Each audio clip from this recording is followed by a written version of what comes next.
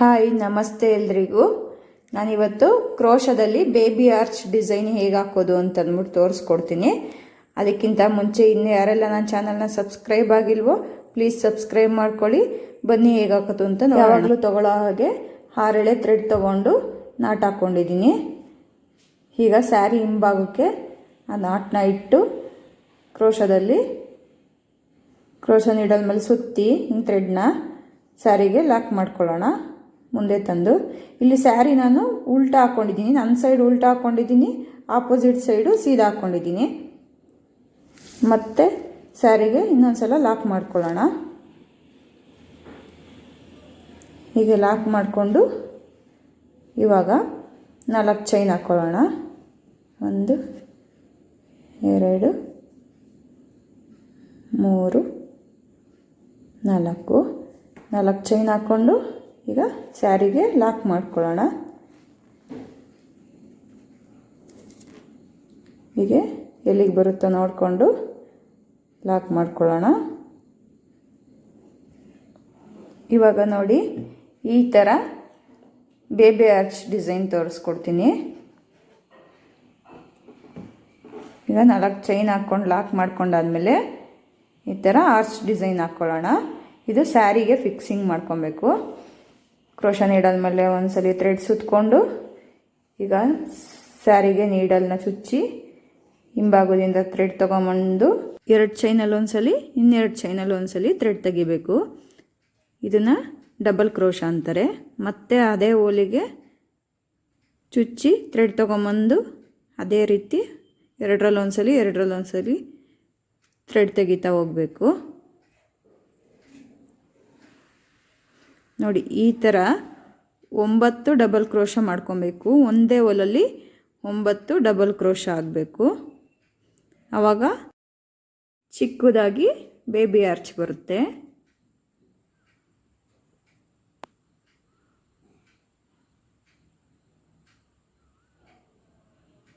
ಇದೇ ಥರ 9 double crochet ಮಾಡ್ಕೊಳ್ಳೋಣ.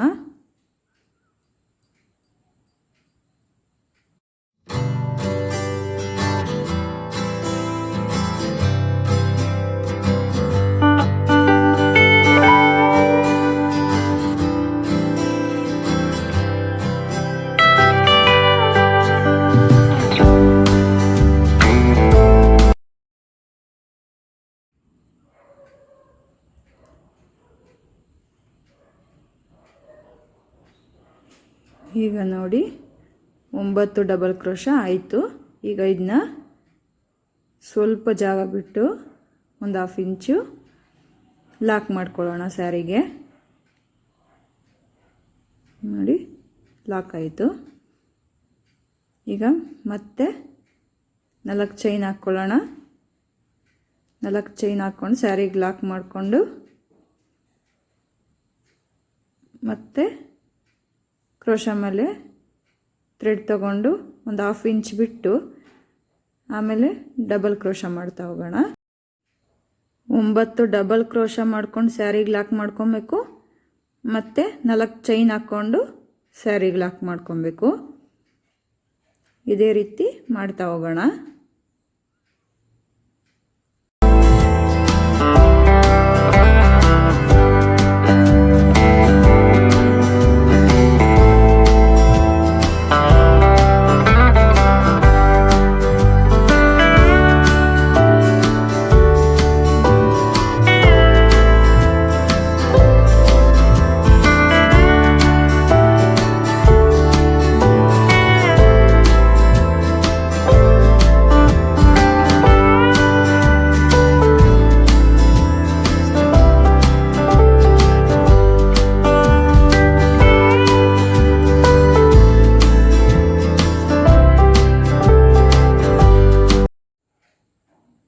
ಇವಾಗ ನೆಕ್ಸ್ಟ್ ಸ್ಟೆಪ್ ತೋರಿಸ್ಕೊಡ್ತೀನಿ.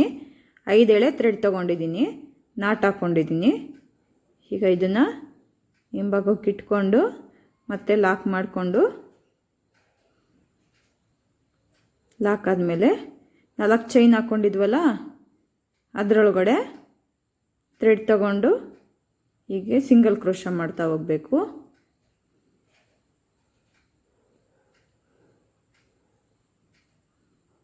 4 ಚೈನ್ ಒಳಗಡೆಯಿಂದ ಒಂದು ಸಲ ಥ್ರೆಡ್ ತಗೊಂಡಿದ್ದ ಥ್ರೆಡ್ಡು ಮತ್ತು ಕ್ರೋಶ ನೀಡಲ್ ಮೇಲಿರೋ ಥ್ರೆಡ್ಡು ಎರಡನ್ನೂ ಒಂದ್ಸಲಿ ಲಾಕ್ ಮಾಡ್ಕೊಬೇಕು.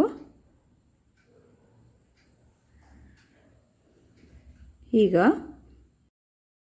4 ಚೈನ್ ಹಾಕ್ಕೊಂಡು ಲಾಕ್ ಮಾಡ್ಕೊಂಡಿದ್ವಲ್ಲ, ಆ ಲಾಕ್ ಒಳಗಡೆ ಒಂದ್ಸಲಿ ಸಿಂಗಲ್ ಕ್ರೋಶ ಮಾಡ್ಕೊಳ್ಳೋಣ.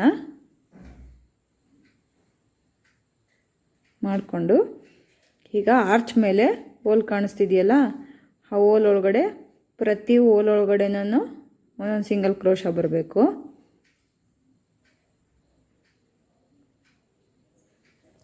ಬೇಕಾದರೆ ಇಲ್ಲಿ ಒಂದೊಂದು ಬೀಡ್ ಕೂಡ ಆ್ಯಡ್ ಮಾಡ್ಕೊಬೋದು. ಈಗ ನಾನು ಒಂದೇ ಒಂದು ಸಿಂಗಲ್ ಬೀಡು ಆರ್ಚ್ ಮಧ್ಯಕ್ಕೆ ಹಾಕ್ತೀನಿ. ಈಗ ಒಂದು ಬೀಡ್ ಹಾಕ್ಕೊಳ್ಳೋಣ. ಇಲ್ಲಿ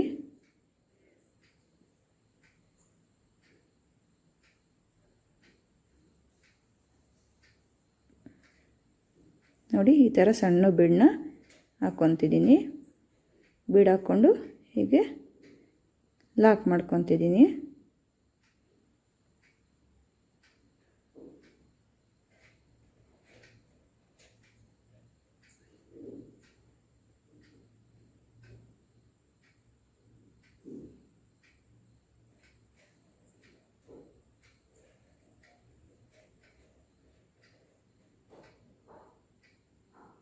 ನೋಡಿ, ಇದೇ ರೀತಿ ಪೂರ್ತಿ ಆರ್ಚನ್ನು ಸಿಂಗಲ್ ಕ್ರೋಶ ಮಾಡ್ತಾ ಬಂದಿದ್ದೀನಿ. ಮತ್ತು ಆರ್ಚ್ ಮುಗ್ದಾದ್ಮೇಲೆ ಆರ್ಚ್ನ ಲಾಕ್ ಮಾಡ್ಕೊಂಡಿದ್ವಲ್ಲ, ಆ ಲಾಕಿಗೆ ಮತ್ತೆ ಒಂದು ಸಿಂಗಲ್ ಕ್ರೋಶ ಮಾಡಿಕೊಂಡು ಇವಾಗ 4 ಚೈನ್ಗೂ ಸಿಂಗಲ್ ಕ್ರೋಶ ಮಾಡ್ತಾ ಹೋಗೋದು.